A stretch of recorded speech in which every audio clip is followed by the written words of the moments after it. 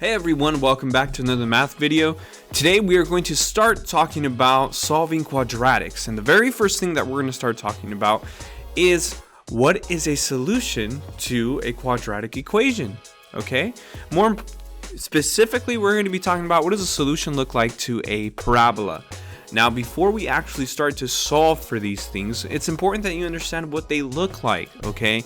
You definitely want to know what you're trying to find before you actually go and try to find it. So today we're just looking at what does the solution look like to a quadratic, more specifically, again, parabolas. So we're going to talk about what it looks like, and kind of what are the different possibilities that you can run into when you're solving for quadratics. So let's go ahead and let's get started. Here I have a parabola, and I can see here that 2 points are highlighted, and these are the x-intercepts. The reason why the x-intercepts are highlighted is because the x-intercepts are actually the solutions to these quadratic equations. Okay, we call them the roots, the zeros. There's different names, but you really should call them the x-intercepts. Okay, and like I said, these are the solutions to our equations.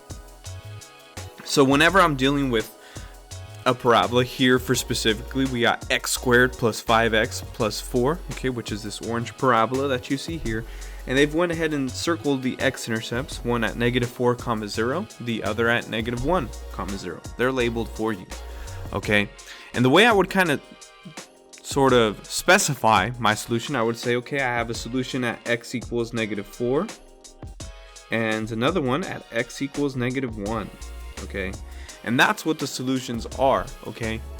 So what we're gonna do is there's basically 3 things that you'll see when you are solving for a solution, okay? You can only have really one of 3 options. You're either gonna have no solution, 1 solution, or 2 solutions, okay? Here you can see 2 solutions. But let's go ahead and let's look at an example of one where I see no solution. So here I have a parabola, x squared minus 2x plus 2 equals 0. The reason why I can say that this one has no solution is because there's no point here on the graph where this parabola is going to cross the x-axis. So this is an example of a parabola that actually has no solution. I cannot tell you where this graph crosses the x-axis because it just doesn't. It has no x-intercept. So this is an example of a case where you would have 0 solutions, okay, or no solutions. All right, let's continue moving forward. So here I have the parabola (-x squared plus 2x minus 1), and as you can see here that it actually does cross the x-axis, okay, crosses it right here at the point 1, 0. So this is an example of a parabola that only has 1 solution. Okay, again, this is the other option. So here I would just say x equals 1, and that is my 1 solution for this parabola. Okay, usually when you have a parabola that only has 1 solution, it always is the vertex. Okay, that's the only way a parabola can cross the x-axis only once, is if it crosses it with the vertex. Okay, so you've also found your vertex in the process of finding your solution. Pretty nice. Okay, and lastly, the last thing that can happen, which is also the first thing we saw here, I can see the parabola crosses my x-axis at 2 different points. Okay, they're at the bottom. The first point here on the left is -3, 0, and then over here on the right side we got 2, 0.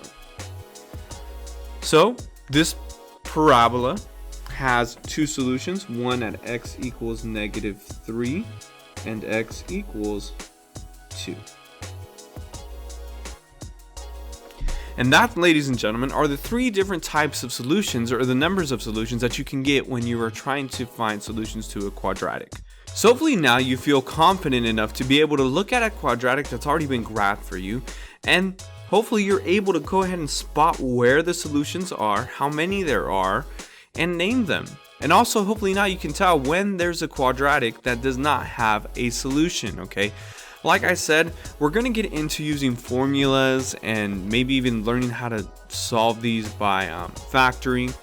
And you want to really make sure that you understand that when you get your answer, what it signifies, okay? Because when you're looking at a graph, sure, it's easy. It's much easier to understand when you have the visual behind it.